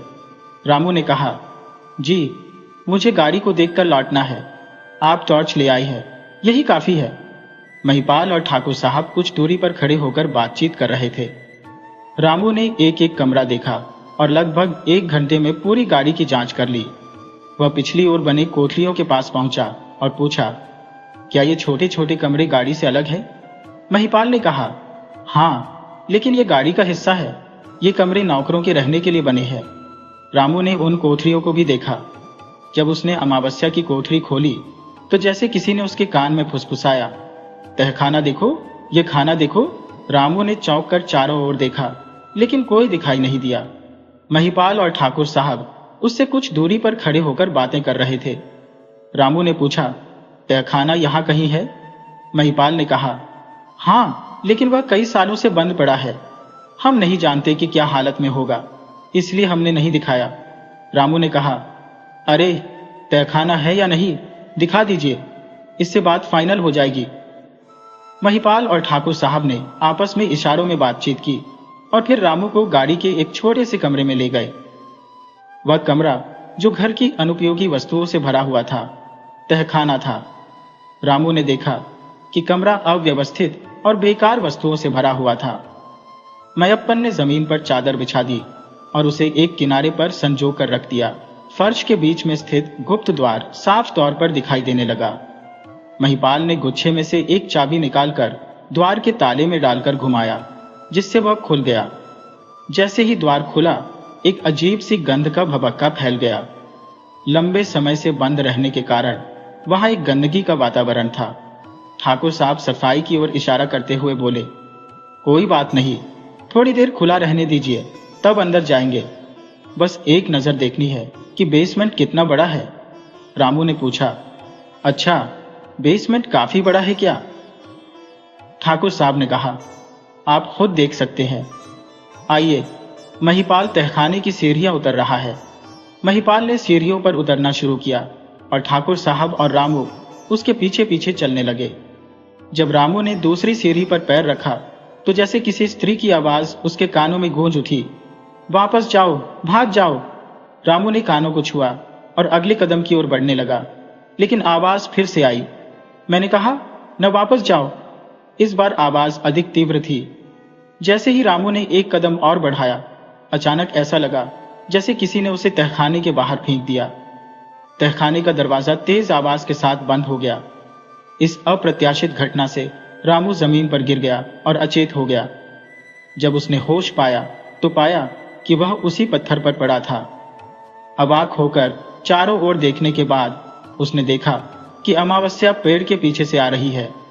उसके हाथ में मिट्टी का बर्तन था। अमावस्या ने कहा, आ गए तो मैं डर गई थी। तुम्हारा दिल बहुत मासूम है बाबूजी, बहुत कमजोर हो, थोड़ा पानी पी लो, अच्छा महसूस करोगे। रामू ने अमावस्या से जल का पात्र लिया और अपने होठों से लगाया। जल इतना मीठा था जैसे उसमें हल्की सी शक्कर घुली हो। कुछ ही देर में जल पीकर रामू ने अपने शरीर में एक ताजगी और शक्ति का अनुभव किया।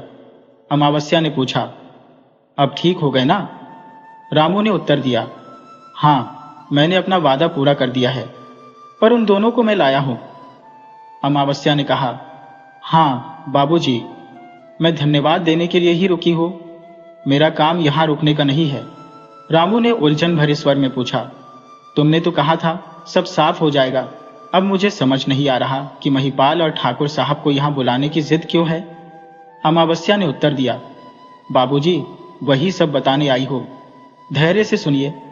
उस दिन जब मैं तुमसे मिली थी, मैं इस घड़ी में काम करने आ रही थी, मेरे गांव रानकपुर में, जो तुम्हारी बिंदो बुआ की ससुराल है। रामू ने पूछा, हाँ, माँ ने इस बारे में एक दिन बताया था। अमावस्या ने कहा, बाबूजी, मेरे पिता, माँ और छोटी बहन एकादशी बड़े प्रेम से रहते थे। पिता और माँ खेतों में मजदूरी करते थे। घर में अभाव था, लेकिन इतना नहीं कि हमारे प्रेम में कमी आ जाए। फिर एक दिन पिता खेत से आकर चारपाई पर गिरे और न उठ सके। माँ अकेली काम करने लगी और मैं भी माँ के साथ जाने लगी। एकादशी घर में अकेली रह जाती। तुमने कहा था कि मैं बहुत सुंदर हूं, लेकिन मेरी सुंदरता लोगों की आंखों में खटकने लगी। एकादशी ने भी माँ से विरासत में सुंदरता पाई थी। मेरी माँ भी अत्यंत आकर्षक और सुंदर थी। जब ग्राम प्रधान की नजर मुझ पर पड़ी तो मैं बुरी तरह से घबराई। इस स्थिति को देखकर माँ ने हमें गोविंद काका के घर भेज दिया। काका के घर में भी गरीबी की कमी नहीं थी, लेकिन वहां प्रेम और सुरक्षा का एहसास था। उनके परिवार की आमदनी इतनी थी कि 2 लोगों की रोटी और जुड़ गई थी, जिससे सबके पेट भरे जाने की स्थिति आ गई थी। तभी किसी ने गोविंद काका को सूचित किया कि ठकुराइन को घर के कामों के लिए एक नौकरानी की आवश्यकता है। काका ने मुझे यहाँ काम पर लगा दिया और मैं ठकुराइन की सेविका बन गई। वर्षों तक यही काम करते हुए अच्छे खान पान और कपड़े मिले, जिससे मेरी सेहत भी सुधरी। ठकुराइन ने मुझे अपनी बेटी की तरह मान लिया और अच्छा भोजन और वस्त्र प्रदान किए। एक दिन मैंने सोचा, यदि मुझे इतना अच्छा जीवन मिल रहा है तो क्यों न अपनी बहन एकादशी को भी यहाँ ले आऊं, जो काका के घर में बुनियादी जीवन जी रही थी। ठकुराइन से अनुमति लेकर मैंने एकादशी को यहाँ ले आई और उसे भी एक कोठरी में ठहराया जो हमने देखा था। राम ने कहा, हाँ, वहां मुझे तुम्हारे और तुम्हारी बहन के कपड़े भी मिले थे। मुझे लगा कि तुम वहीं रह रही होगी। मैंने तुम्हें काफी ढूंढा, लेकिन कहीं नहीं मिली। मुझे लगा कि शायद तुम तनाव से भाग गई हो। अमावस्या ने उत्तर दिया, हाँ बाबूजी, हमारे दिन अच्छे से गुजर रहे थे। एक दिन गोविंद काका ने हमें बताया कि हमारी माँ अब जीवित नहीं रही। हमने शोक मानते हुए सब्र कर लिया। अब गांव जाकर भी क्या कर सकते थे। सुख के दिन हमेशा कम होते हैं। हम ठकुराइन की सेवा में व्यस्त थे। हमें ठाकुर द्वारे की ओर जाने की कभी आवश्यकता नहीं पड़ी। ठकुराइन भी हमें वहां जाने की अनुमति नहीं देती थी। एक दिन ठाकुर की नजर मुझ पर पड़ी और नहाने के लिए हमें गाड़ी के पीछे वाले पोखर पर जाना पड़ता था। वही उन्होंने मुझे नहाते हुए देख लिया और बुलावा भेजा। मजबूरी में मुझे उनके पास जाना पड़ा। उन्होंने मुझे अपने कमरे की सफाई का काम भी सौंप दिया। मैं जब वे कमरे में नहीं होते वहां जाकर साफ सफाई का काम करती। ठाकुर के सामने कुछ कहने की हिम्मत नहीं होती थी। धीरे धीरे सब सामान्य हो गया।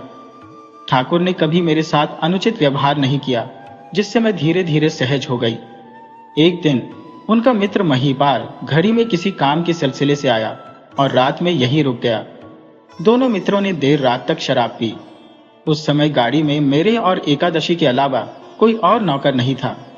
ठाकुर ने ठकुराइन से बर्फ मंगवाने के लिए कहा, लेकिन उन्होंने एहतियातन मुझे भेजने के बजाय एकादशी को भेज दिया। वह अब केवल 8 साल की थी। उसने बर्फ दी और फिर हम बहनें अपनी कोठरी में सोने चली गई। आधी रात के बाद अचानक मेरी नींद खुली और मैंने अंधेरे में देखा कि कोई एकादशी को उठाकर ले जा रहा है। उसने खुद को चादर में ढक रखा था। मैंने घबराकर उसके पीछे दौड़ा। कौन है? मेरी बहन को छोड़ दो। लेकिन तभी किसी ने मेरा मुंह बंद कर दिया, जिससे मैं बेहोश हो गई। जब होश आया तो पाया कि मैं उसी तहखाने में पड़ी थी जिसके बारे में किसी को जानकारी नहीं थी। वहां मैंने ठाकुर और महिपाल को एकादशी के साथ अमानवीयता करते हुए देखा। वे उसे जानवरों की तरह नोच रहे थे। एकादशी तो शायद पहले ही मर चुकी थी और ये दोनों नशे में धुत पिशाच उसकी बेइज्जती कर रहे थे। मैं एकादशी का नाम लेकर चीख पड़ी। मेरी चीख सुनकर वे दोनों भी जैसे होश में आ गए। मैंने एक आदमी को और धकेलते हुए उसके शरीर से लिपटकर फूट फूट कर रोने लगी। वे कहने लगे, महिपाल देखो, यह शायद मर चुकी है। मैंने जवाब दिया, हाँ, राक्षसों और पापियों ने मेरी नन्ही बहन को मार डाला, जो अभी केवल 8 साल की थी। इलाज नहीं कराया। तुम लोगों को उस बच्ची पर कोई रहम नहीं आया। मैं चीख रही थी, लेकिन वे दोनों हंसते हुए और ठहाके मारते हुए मुस्कुराए। उन्होंने कहा, गलती हो गई, अब हम सुधार कर देते हैं। इसके बाद वे दोनों मिलकर मुझ पर टूट पड़े और मेरी देह को बेतरतीब तरीके से विकृत करने लगे। मैं चीखती रही, चिल्लाती रही और इधर उधर दौड़ती रही, लेकिन उस कमरे से बाहर जाने का कोई रास्ता न मिला। उनकी दरिंदगी सहन न कर पाने के कारण मैं बेहोश हो गई। फिर दोनों ने वहां एक और गड्ढा खोदा और एकादशी की शव के साथ ही मेरे निर्जीव शरीर को भी उसमें दफन कर दिया। रामू ने पूछा, इतना अधर्म और अत्याचार हुआ, तुमने उन्हें पुलिस के हवाले क्यों नहीं किया? अमावस्या ने कहा, पुलिस क्या कर सकती थी? बाबूजी, वे तो उनके टुकड़े कर देंगे और ऐसी स्थिति में मुझे कभी मुक्ति नहीं मिलती। वे लोग गाड़ी छोड़कर लंदन चले गए और मैं वहीं कैद हो गई। मुझे बाहर निकलने का कोई रास्ता नहीं मिला और एकादशी मेरी बहन को छोड़कर कहाँ जाती। मैं भी तड़पते तड़पते दम तोड़ गई थी। फिर एकादशी ने तुम्हारे यहाँ जन्म लिया। तुम्हारी बहन घोड़िया ही मेरी एकादशी है। मैंने उसकी देखभाल का पूरा इंतजाम कर दिया है। अब तुम्हें कोई असुविधा नहीं होगी। अमावस्या ने कहा, उन दरिंदों की चिंता मत करो, मैंने उन्हें उनके अंजाम तक पहुंचा दिया। मेरा बदला पूरा हो गया है। बाबूजी, अब मुझे भी विदा दो। रामू ने कहा, बाबूजी, मैं तुम्हारा बहुत आभारी हूं। यदि तुम्हारी सहायता न मिलती तो शायद मुझे कभी मुक्ति नहीं मिल पाती। मेरा समय पूरा हो गया है, अब मुझे जाना होगा। और अचानक वह धुंध में बदलकर अनंत में समा गई। रामू चौंकते हुए सोचने लगा, क्या यह अमावस्या की आत्मा थी? एक नेक आत्मा जो इतने दिनों तक उसके संपर्क में रहकर भी दिखाई नहीं दी। सुबह होने वाली थी और सूर्यदेव के सारथी अरुण की लालिमा आकाश में छा रही थी। रामू घर लौट आया। बाद में जब वह बिंदु गोवा का धन्यवाद व्यक्त करने उसके गांव पहुंचा तो उसे पता चला कि जिस दिन वह रघुनाथ काका से मिली थी उस दिन दोनों बुआ कोमा में थी और अगले ही दिन उनकी मृत्यु हो गई। यह रहस्यपूर्ण था और अचानक ही उसे कुछ समझ में आने लगा। अमावस्या की कृपा से रामू का जीवन सुखद हो गया था। उसकी बहन गुड़िया अब उसे प्राणों से प्यारी लगती थी। कभी कभी अमावस्या की याद आते ही वह बुजुर्ग महिला के चेहरे पर उसकी तलाश करता था। यह एक आत्मा की कहानी है जिसने अपना बदला पूरा किया और एक सच्ची आत्मा ने उसकी मदद करने वाले का एहसान चुकाया। दोस्तों, अगर आपको हमारी कहानी पसंद आई हो तो कृपया हमारे चैनल को सब्सक्राइब करें, वीडियो को लाइक करें और शेयर करें।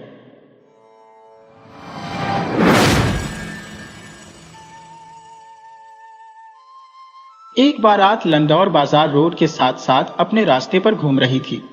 सबसे पहले ढोल, तुरही और झांझ की गूंज के साथ बैंड आया। उसके बाद सड़क पर गाते व नाचते हुए दूल्हे के मित्र और उसके बाद सफेद टट्टू पर बैठा दूल्हा स्वयं आया, जो विवाह की पोशाक में बहुत ही सजीला और सुंदर लग रहा था। वे वधू के घर, जहां समारोह होना था, और साक्षी निराश थी कि वह वधू को न हो देख सकी, क्योंकि वह जानना चाहती थी कि वह कैसी दिखती थी और उसने क्या पहना था। शशि, अनिल, मधु और विजय जावेद खान की दुकान की सीढ़ियों पर बैठे हुए बारात का गुजरना देख रहे थे। जल्दी ही कमल भी उनमें शामिल हो गया, जो वैवाहिक अतिथियों के पीछे टहलता हुआ यहां आया था। वहां बाहर ठंड में क्यों बैठे हो? अपनी मंद रोशनी वाली दुकान के अंदर से जावेद खान ने कहा। अंदर आ जाओ और आग के पास बैठो। मैं तुम्हें एक सबसे असाधारण शादी का एक किस्सा सुनाऊंगा, जो मेरी वादी में कई साल पहले हुई थी। बहुत बहुत पहले एक राजा था, जिसके 7 पुत्र थे। वे सब के सब बहादुर, सुंदर और चतुर थे। वृद्ध राजा सबको बराबर प्यार करता था और राजकुमार एक सी पोशाक पहनते थे तथा उन्हें समान भत्ते मिलते थे। जब वे बड़े हुए तो उन्हें अलग अलग महल दिए गए, लेकिन महल एक जैसे बनाए गए थे और उनकी साज सज्जा भी एक जैसी की गई थी। और अगर तुमने एक महल देख लिया था तो समझो सारे महल देख लिए थे। जब राजकुमारों की विवाह योग्य उम्र हुई तो राजा ने एक समान सुंदरता और प्रतिभा वाली 7 वधुएं खोजने के लिए सारे देश में अपने राजदूत भेजे।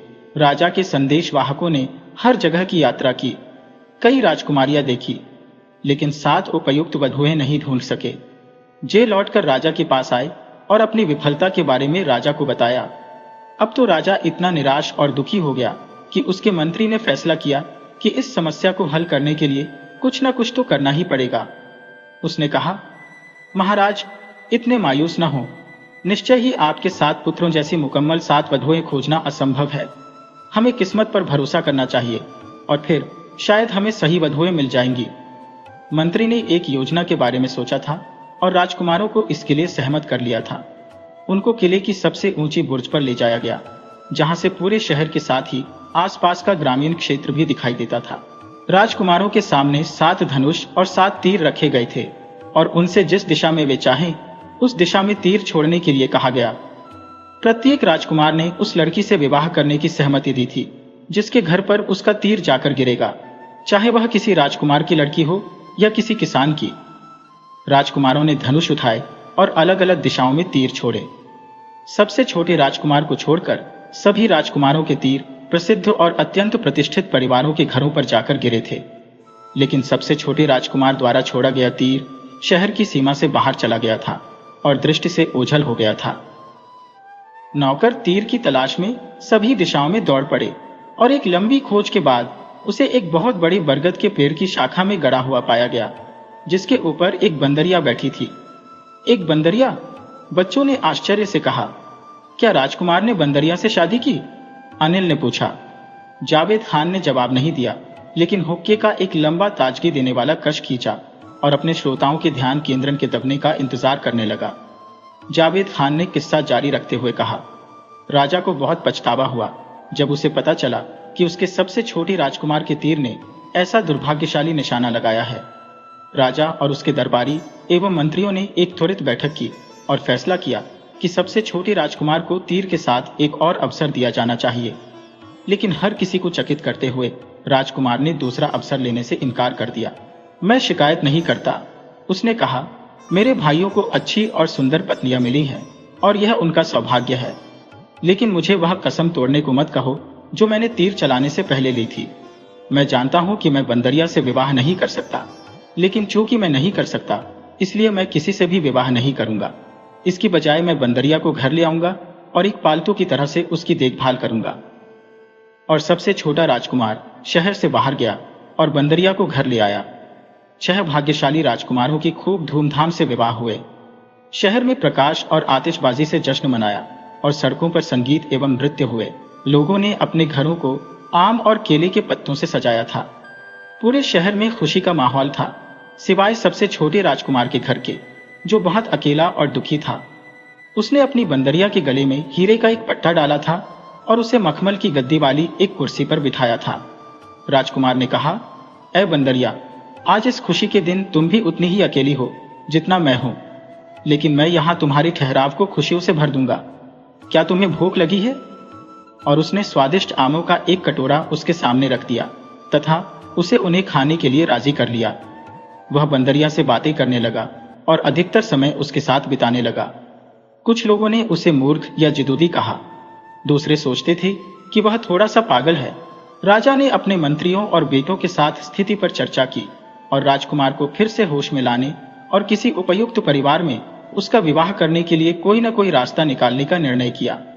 लेकिन सबसे छोटे राजकुमार ने अपने पिता, भाइयों और मित्रों की सलाह व मनुहारों को सुनने से इनकार कर दिया। मैंने वचन दिया था, उसने उत्तर दिया, और मेरा वचन पहाड़ की तरह अटल है।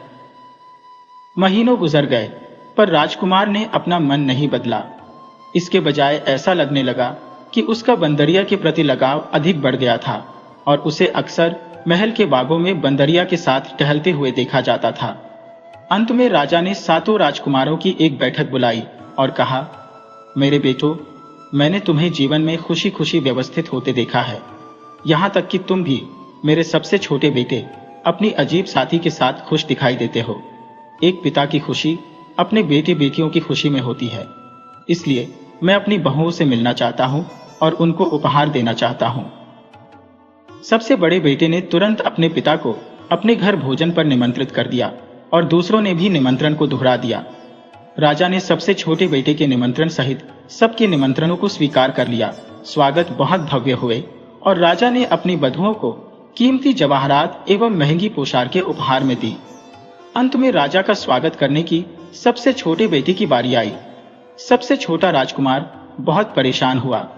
वह उस घर में अपने पिता को कैसे आमंत्रित कर सकता था जिसमें वह एक बंदरिया के साथ रहता था। वह जानता था कि उसकी बंदरिया इलाके की अनेक बड़ी बड़ी महिलाओं से अधिक सौम्य और प्रिय है, और वह इस बात पर दृढ़ था कि वह उसे छुपाएगा नहीं, जैसे वह कोई शर्मिंदा होने वाली चीज हो। बाग में उसके साथ टहलते हुए उसने कहा, मुझे अब क्या करना चाहिए मेरी दोस्त? काश परेशानी की घड़ी में मुझे आराम राहत देने के लिए तुम्हारे पास जुबान होती। मेरे सभी भाइयों ने मेरे पिता को अपने घर और अपनी पत्नियां दिखाई हैं। मैं जब तुम्हें उनके सामने प्रस्तुत करूंगा तो सब मेरा मजाक उड़ाएंगे। जब भी राजकुमार ने उससे कुछ कहा था, बंदरिया हमेशा एक मूक और सहानुभूतिपूर्ण श्रोता रही थी। लेकिन अब उसने देखा कि वह अपने पंजों से उसके लिए कोई संकेत कर रही थी। उस पर झुकते हुए राजकुमार ने देखा कि उसके एक हाथ में मिट्टी के बर्तन का एक टुकड़ा था और वह उससे उसे लेने के लिए कह रही थी। राजकुमार ने उससे वह टूटा हुआ टुकड़ा ले लिया। उस पर सुंदर जनाना हस्तलेख में ये शब्द लिखे हुए थे, चिंता न करें राजकुमार, उस स्थान पर जाइए जहां आपने मुझे पाया था।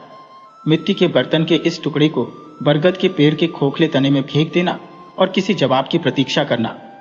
राजकुमार पहले तो झिझका, लेकिन बाद में सोचा कि अपनी बंदरिया की बात मानने से उसकी समस्या और ज्यादा तो बिगड़ने वाली नहीं है।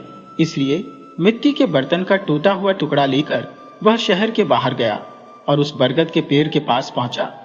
वह एक बहुत पुराना, सैकड़ों साल पुराना बरगद का पेड़ था। उसकी शाखाएं और जड़ें एक विस्तृत गोल घेरे में फैली हुई थी और उसके पत्ते छोटे छोटे कुंजों का निर्माण कर रहे थे। उसका तना हालांकि अंदर से खोखला था, लेकिन बहुत बड़ा और मोटा था।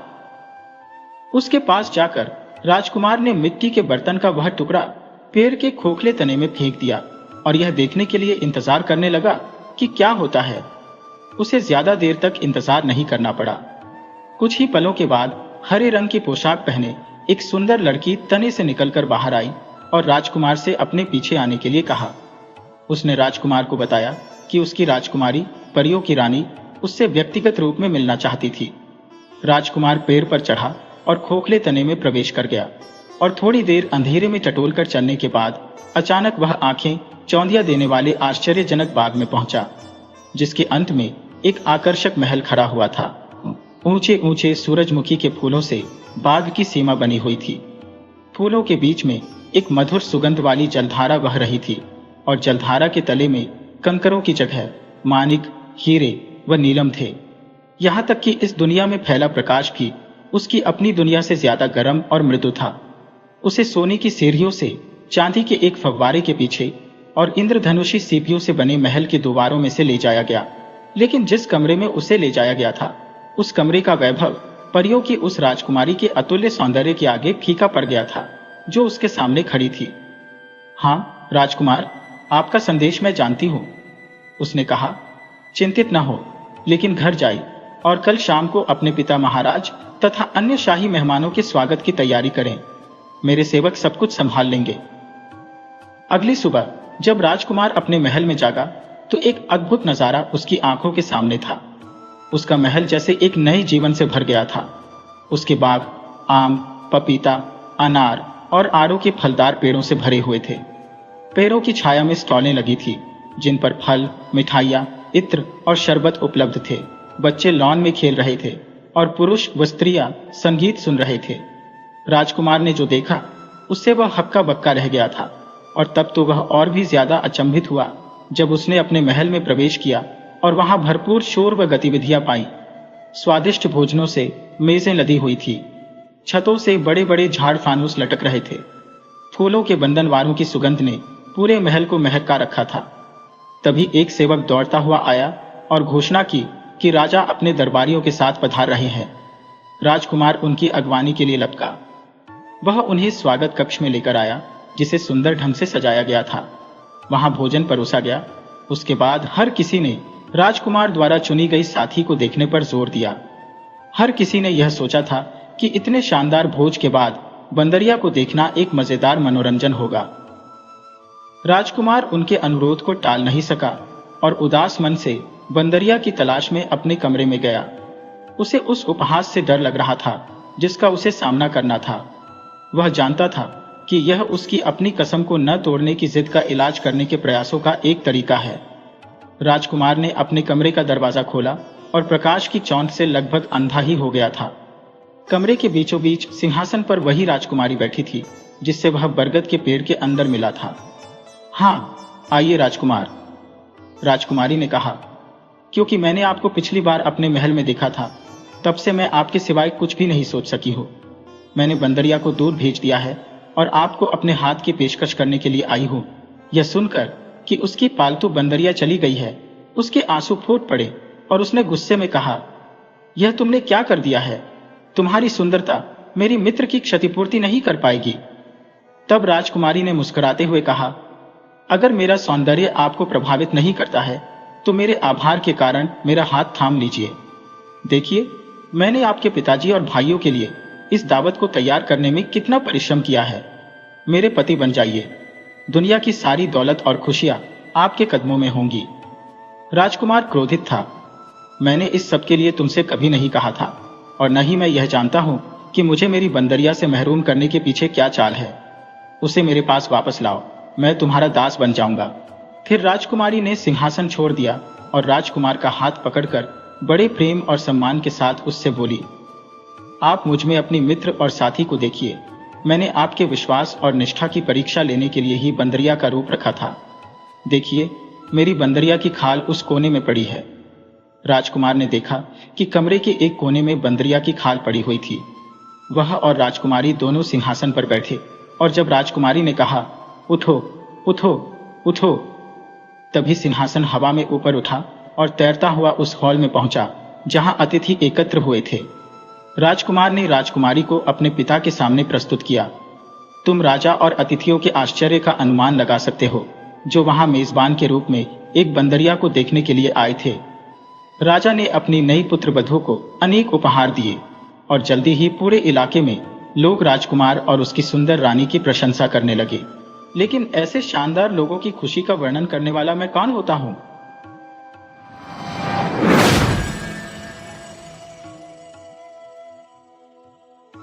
बहुत समय पहले की बात है। एक खुशहाल राज्य था जिसमें एक राजा और रानी रहते थे।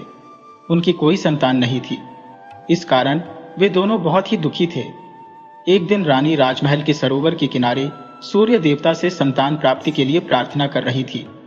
तभी सूर्य की एक चमकीली किरण वहां पड़े एक पत्थर पर पड़ी, और वो पत्थर एक मेंढक में बदल गया। मेंढक ने भविष्यवाणी की कि 1 वर्ष के भीतर रानी एक सुंदर बच्ची को जन्म देगी।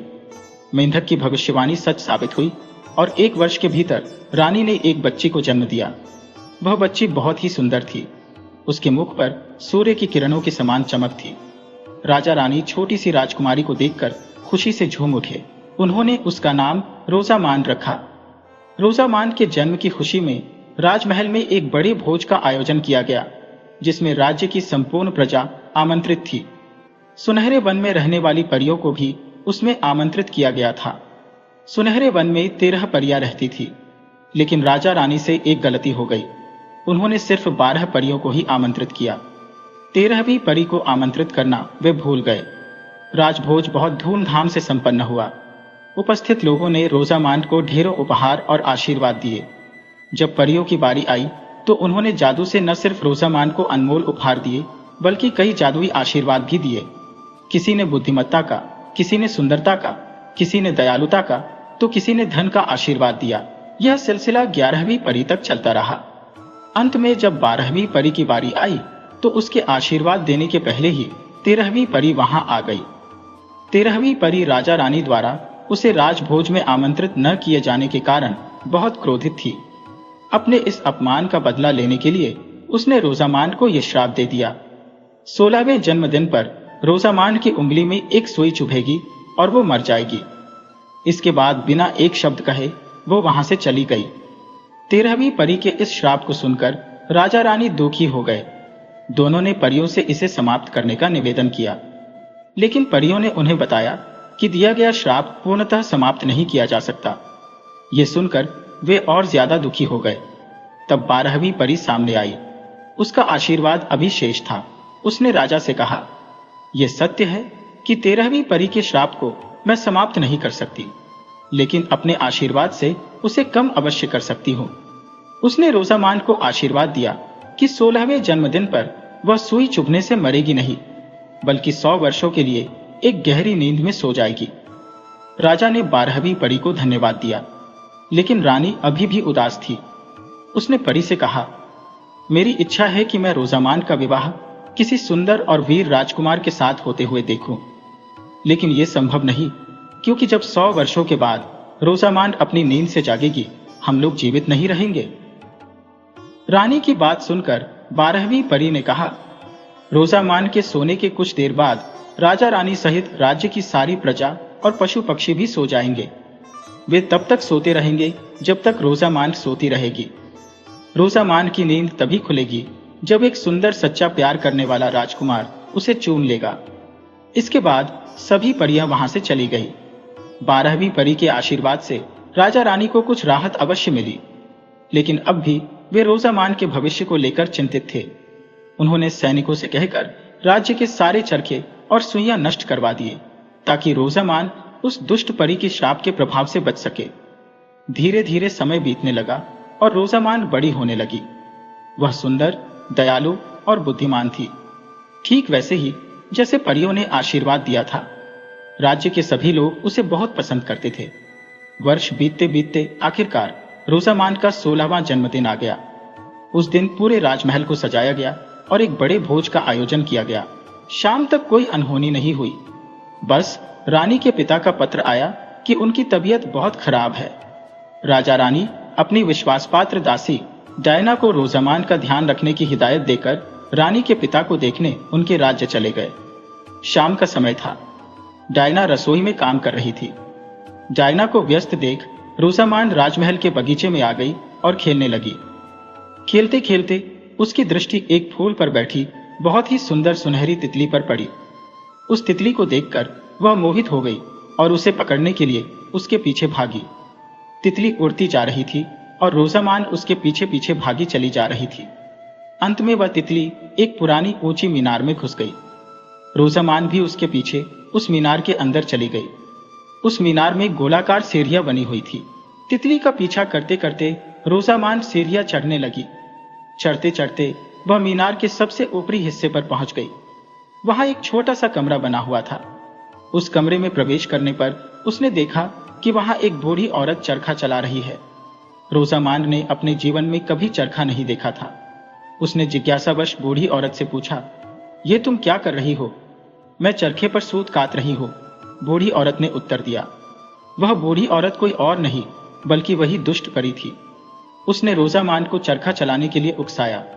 रोजामान ने भी उत्सुकतावश उसकी बात मान ली, लेकिन जैसे ही उसने चरखा चलाया, एक नुकीली सुई उसकी उंगली में आ घुसी। वह वहीं गिर पड़ी और गहरी नींद में सो गई। उधर जब राजा रानी राजमहल वापस लौटे तो उन्होंने डायना से रोजामान के बारे में पूछा। डायना कोई उत्तर नहीं दे पाई। राजा ने सभी सैनिकों को रोजामान को खोजने का आदेश दे दिया। वे स्वयं भी रोजामान को खोजने लगे। पूरे महल की छानबीन की गई, लेकिन रोजामान कहीं नहीं मिली। महल के बाहर उसे खोजते खोजते वे लोग उस पुरानी मीनार में पहुंचे। वहां पहुंचकर उन्होंने रोजामान को चरखे के पास सोते हुए पाया। वे समझ गए कि दुष्ट परी का श्राप पूरा हो गया है। रानी दुख के मारे जोर जोर से रोने लगी। राजा ने रानी को समझाया, कुछ देर में हम सब भी सो जाएंगे, इसलिए अभी रोजामान को महल लेकर चलते हैं और इसे उस दिन के लिए तैयार करते हैं जब कोई सुंदर राजकुमार इसे नींद से जगाने के लिए आएगा। रोजामान को राजमहल में ले जाया गया। वहां उसे तैयार करके एक खूबसूरत बिस्तर पर लिटा दिया गया। वह सोती हुई भी बहुत सुंदर लग रही थी। कुछ देर बाद राजा रानी, दरबारी, सैनिक, राज्य की संपूर्ण प्रजा और पशु पक्षी जहां थे वहीं सो गए। उनके सोने के कुछ बाद घनघोर काले बादल राज्य के ऊपर छा गए और पूरा राज्य अंधेरे में डूब गया। राज्य के चारों ओर घनी कंटीली जंगली झाड़ियां उग आई और वह राज्य उन झाड़ियों के पीछे छुप गया। समय बीतता चला गया और कंटीली झाड़ियों के पीछे छुपा राज्य अतीत का हिस्सा बन गया। लेकिन उस सोए हुए राज्य और सुंदर राजकुमारी रोजामान की कहानियां दूर दूर के प्रदेशों में प्रसिद्ध थी। कई राजकुमार रोजामान को पाने की आशा में उस सोए हुए राज्य को ढूंढने जाते, लेकिन उन कंटीली मजबूत झाड़ियों को पार करने में सफल नहीं हो पाते। अपने इसी प्रयास में कई राजकुमार कंटीली झाड़ियों में फंसकर मर गए। धीरे धीरे राजकुमारों ने मौत के डर से वहां जाना छोड़ दिया। कुछ वर्षों बाद एक दिन इवान नाम के राजकुमार ने जब सोती हुई राजकुमारी की कहानी सुनी तो वह मन ही मन उससे प्रेम कर बैठा। उसने उस राज्य का पता लगाने का निश्चय किया। वह रोजामान को नींद से जगाना चाहता था और उस राज्य की खुशहाली फिर से वापस लाना चाहता था। जब राजकुमार इवान के पिता को यह पता चला तो उन्होंने वहां जाने के खतरे को देखते हुए उसे रोकने का प्रयास किया, लेकिन इवान नहीं मान और उस राज्य को खोजने के लिए निकल पड़ा। कई दिनों की यात्रा के बाद वह उस राज्य के सामने पहुंचा। उस दिन रोजामान को सोए हुए 100 वर्ष पूर्ण हो चुके थे। राजकुमार ने राज्य के चारों ओर कंटीली झाड़ियों का जाल देखा, लेकिन वह बहादुर था। उसके तलवार से सारी झाड़ियां काट दी और राज्य में घुसने का रास्ता बना लिया। वह राज्य के अंदर पहुंचा। वहां उसने देखा कि जो जहां है वही सोया पड़ा हुआ है। राजमहल के द्वार पर उसने दरबानों को भी सोते हुए पाया। महल के अंदर राज दरबार में पहुंचने पर उसने राजा रानी और दरबारियों को भी सोते हुए पाया। वह महल में घूमता रहा और अंत में उस कमरे में पहुंचा जहां रोजामान सोई हुई थी। जब राजकुमार इवान ने रोजामान को देखा तो बस देखता ही रह गया। उसके मन में रोजामान के बारे में सुनकर जो प्रेम का बीज फूटा था वह और गहरा हो गया। उसने रोजामान के पास जाकर उसका हाथ अपने हाथों में लिया और उसे चूम लिया। उसके ऐसा करते ही दुष्ट परी का श्राप टूट गया और रोजामान नींद से बाहर आ गई। उसने अपनी आंखें खोली तो एक सुंदर राजकुमार को अपने सामने पाया। वह समझ गई कि यह वही सच्चा प्रेम करने वाला राजकुमार है। राजकुमार इवान ने रोजामान के समक्ष विवाह का प्रस्ताव रखा, जिसे उसने सहर्ष स्वीकार कर लिया। दोनों कमरे से बाहर निकलकर राज दरबार पहुंचे। वहां उन्होंने देखा कि राजा रानी और सभी दरबारी नींद से जाग चुके थे। उन्होंने रोजामान और राजकुमार इवान का स्वागत किया। राजा रानी बहुत प्रसन्न थे। उन्होंने 2 दिन के बाद रोजामान और राजकुमार इवान के विवाह की घोषणा कर दी। दूसरे दिन रानी और रोजामान महल के सरोवर के किनारे सूर्य देवता को धन्यवाद दे रहे थे। तभी अचानक सूर्य से एक आग का गोला निकला और दूर जंगल में बनी एक झोपड़ी पर जा गिरा। उसमें दुष्ट परी रहती थी। झोपड़ी के साथ वह दुष्ट परी भी उसमें जलकर मर गई। फिर उस आग में से एक सुनहरी तितली निकली और वह रानी और रोजामान के पास पहुंची। वहां वह सरोवर किनारे रखे एक पत्थर पर बैठ गई और वो पत्थर एक मेंढक में बदल गया। रानी ने जब मेंढक को देखा तो उसे तुरंत पहचान लिया। ये वही मेंढक था जिसने रोजामान के जन्म की भविष्यवाणी की थी।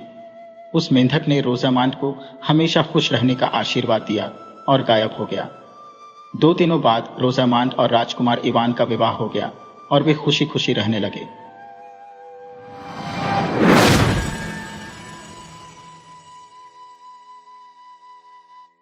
वीडियो अच्छी लगे हो तो इसे लाइक करें और ऐसी ही मज़ेदार कहानियों के लिए चैनल को सब्सक्राइब करें और बेल आइकन दबाएं। ज़्यादा से ज़्यादा अपने दोस्तों को शेयर करें। धन्यवाद।